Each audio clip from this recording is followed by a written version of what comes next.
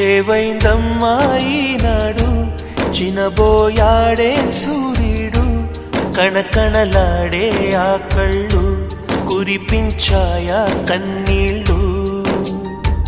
కనిపించని ఆ మనసు వెన్నని ఎవరికి తెలుసు అంతా తనవాడే అయినా తను ఒంటరివాడే ఏవైందమ్మా ఈనాడు చినబోయాడే సూర్యుడు కణకణలాడే ఆ కళ్ళు కురిపించాయా కన్నీళ్ళు